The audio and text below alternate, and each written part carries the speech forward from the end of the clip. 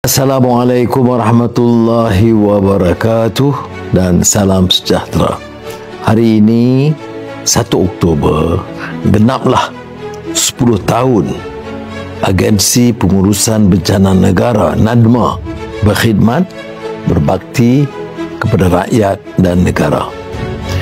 Selama 1 dekad, NADMA berada di barisan hadapan setiap kali bencana melanda seperti banjir, tanah runtuh, jerebu hinggalah pandemik. Setiap krisis membuktikan kesungguhan NADMA melindungi nyawa, harta benda dan kesejahteraan rakyat Malaysia. Ulang tahun ke-10 ini bukan sekadar tanda kejayaan, tetapi satu permulaan baru bagi NADMA.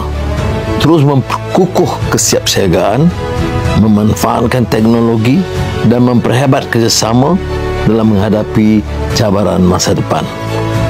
Kerajaan dan saya percaya setiap rakyat Malaysia menghargai jasa serta pengorbanan warga NADMA. Teruslah maju sebagai benteng negara dalam pengurusan bencana demi Malaysia yang selamat, berdaya tahan dan sejahtera. Wassalamualaikum warahmatullahi wabarakatuh.